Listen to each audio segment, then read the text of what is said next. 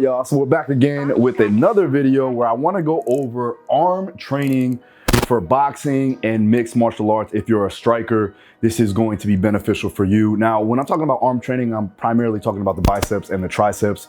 We're going to go into some shoulder too. Again, that's going to be more beneficial when you're talking about throwing your punches in different ranges of motion. But I know that we have a huge misconception. A lot of guys don't want to train their biceps. They think it's a show muscle. And in all actuality, when you're training it wrong, it can be. But when you're training it with a purpose, with the right form and the right joint angle, it's going to actually help benefit your striking and your punching power. So the objective is going to be working on the joint angles that will directly correlate to the sport. Now, the focus point is going to be on that accentuation. Now, basically meaning it's training in the ranges where the force is in high demand. So when you're talking about your straight punches, when you're talking about your hooks and uppercuts, that's going to be important, but you need to make sure that you're training the joint and the muscles that cross that joint efficiently for you to have that power production and also to keep your muscles and your body safe. All right, so when you're talking about the biceps, right, we want to make sure from the joint angle perspective, we're working in flexion of the shoulder, we're working abduction, and we're working internal rotation, especially when you're throwing your hooks. Now, again, when you're talking about the bicep, if you ever thrown a punch on a bag, your lats and your biceps are always going to take a lot of that force, especially from the elbow joint and the shoulder joint. So we want to make sure that we're strengthening up the muscle that cross that joint to allow for us to, one, produce that force, but also maintain, our safety when it comes down to reducing the risk of injury. Now, when you're talking about your triceps, obviously that's extension of your punches. So that's your 1-2s. You're going to be working on flexion of the shoulder. You're also going to be working on internal rotation, right? And protraction of that shoulder and scap. So when I'm throwing my punches, I'm internally rotating the shoulder and I'm protracting. So I'm pulling my shoulder forward. All right. So again, when you're talking about exercises, we want to work on those particular ranges or that accentuation phase with those exercises that are going to give you the highest carryover to boxing and mixed martial arts or striking sports. All right. Now, when you're talking about volume, now remember, we're not bodybuilders. We're trying to make sure that we're getting the stimulus that we need from a very minimal perspective. Again, you're gonna be doing a lot of skills training, throwing your punches, so you're getting a lot of volume there. But when you're talking about working isolated muscles, you want to work about 4 to 6 sets per week. And that's going to be depicted upon those joint angles that I talked about. Okay, so the exercises, I'm going to give you 4 of my top exercises that increase the accentuation phase or the particular joint angle that you want to produce force in, the muscles that cross that joint so that you can, again, reduce the risk of injury and also maximize your power potential. All right. The intensity, right, you're going to do about 8 to 15 repetitions because it's an isolated movement. We're not talking about compound movements. We're talking about isolating that particular muscle. With the compound movements, yes, you're going to work on the biceps and the triceps, whether you're doing a row movement or a pull up, a chin up, and also a press movement. But when you're talking about isolation, you want to work in higher rep ranges. So that's why we're going to do 8 to 15 reps there.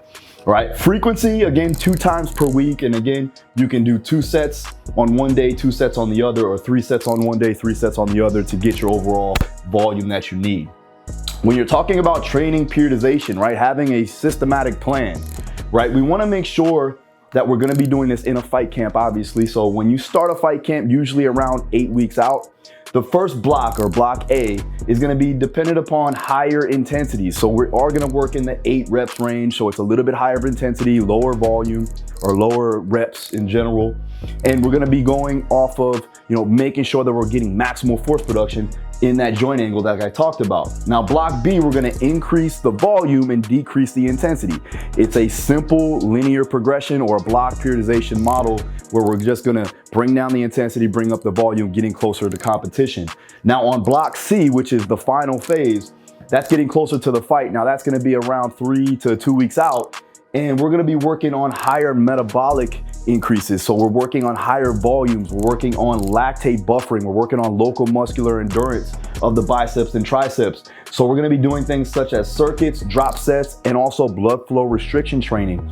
Because of the fact that we're increasing endurance and high metabolites, right? We're building up the ability to produce force for a long time with higher threshold motor units. So again, we want to make sure that we're doing that accordingly, especially getting closer to the fight. All right. So now I'm going to go over my 4 exercises from the triceps and the biceps that will enhance those qualities like we talked about. Let's go into the gym. All right, guys, so the first one we're gonna do is for the biceps. Now we're gonna do a pinwheel curl, which is basically somewhat of a preacher curl, but it's on the other side of the preacher curl machine. Now, obviously, I don't have a preacher curl bench, so I'm gonna go ahead and use the GHR. What you can do two different positions. You can supinate, which again is gonna put you in that right position where you are gonna throw your hooks with that palm or the thumb facing up. You can also go here. That's more of a Muay Thai hook that you would throw where the palm is, or where the palm is facing down, the thumb is facing you. Again, it really just depends on how you throw your strikes. Now, when you're going and doing the curl, however, if you're gonna go in a neutral position, you're just gonna hit different parts a little bit more efficiently or a little bit more effectively.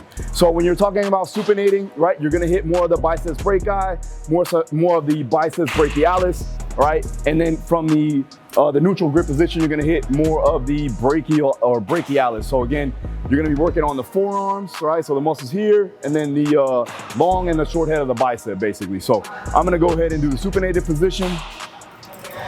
Now the elbow is out, flared out, and I'm also bending over the bench, right? In that almost like a 90-degree position with my, my hips and my torso. From there, I'm just gonna curl up, and I'm driving my pinky, right, out to the side and up with the elbow. I'm pulling my wrist to my shoulder. So I'm curling it up and then trying to get into maximal supination here. Again, elbow is flared out. Obviously, it's in a fixed position. So I'm really hitting the bicep here. Now, again, like I said, you want to hit the brachialis, then you're going to go ahead and go in a neutral position. Same concept. If you're a Muay Thai guy or throw your hooks with your palm facing down, it's going to be here, and you're going to curl. Again, I'm gonna go ahead and protract the shoulder too as well, and I'm gonna pull. Curl up, protract the shoulder, arm is in that fixed position.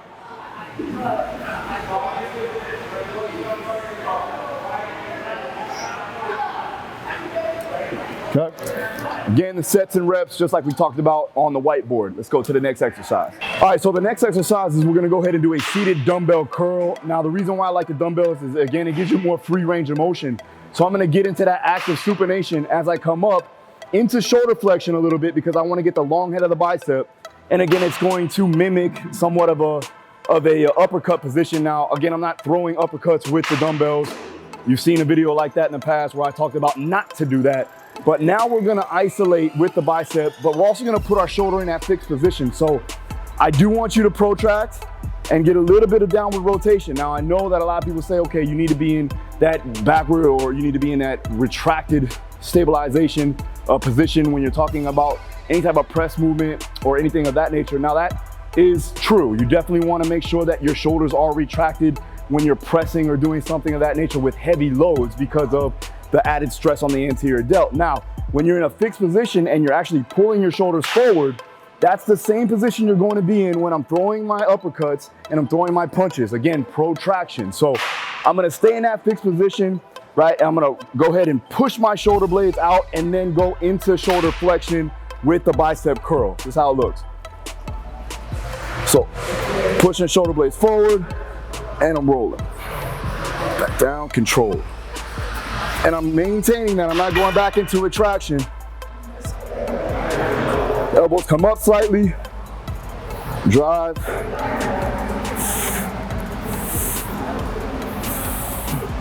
And again, I'm also making sure that I'm not curling my wrist too much like this, right? Keeping it in a fixed position. And I'm curling up.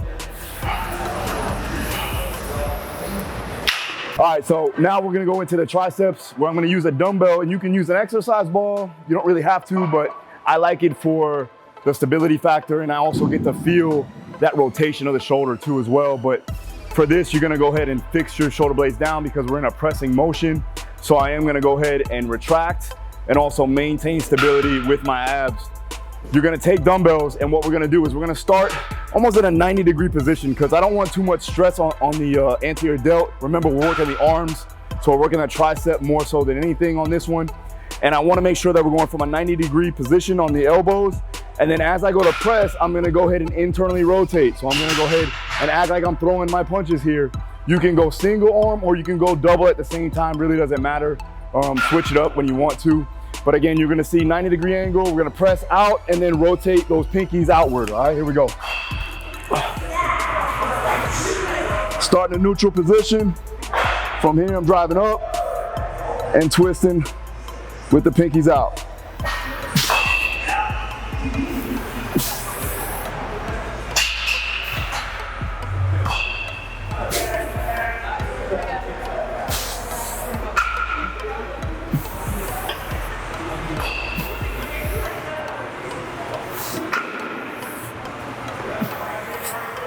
All right, so for this last one, I kind of want to throw this in there as almost like a hybrid movement, but you're going to get protuberation or you're going to get quasi-isometrics, a little bit of shoulder stability in this.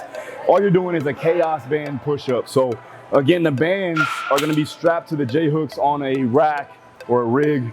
And what you're going to do is you're going to get in a shoulder width position on your push-up. You're going to grab the bands. You're not going to grip the bands. You're just going to go ahead and place your hands over them where your fingers are overlapped.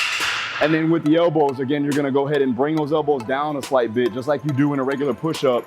Again, if you don't know how to do a proper push-up, go check out my push-up and pull-up video that I did just recently where I went over that. But again, you wanna get in that position. You wanna make sure that you're coming down nice and controlled. So a controlled tempo is gonna be good for this. Not only are you gonna get local muscular endurance, some hypertrophy here, but you're also gonna get stability. So that's gonna be main key. And so what I'm gonna do is I'm gonna come down, barely touch my chest. I don't want to get too deep, again, because if you're talking about working the arms, we don't want to put it too much into the chest. All right, we want to make sure that we're working those triceps, especially the long and the medial head of the tricep, or that lockout or snap at the end of the punch. So again, I'm gonna grab a band that's heavy enough to, maintain my load or my weight. From here, shoulder width position, get my feet right, coming down controlled in a 3, 2, 1, up, 3, 2, 1, full lockout. 3, 2, 1. Notice I'm not coming all the way down to where I touch the bands. I'm going right to where I can feel that stretch on the tricep and then back up. As you can see, my arms are shaking because the band wants to move. So I have to stabilize with my shoulders, my scap, and I also have to make sure my core is on, my abs are tucked, my glutes are tight.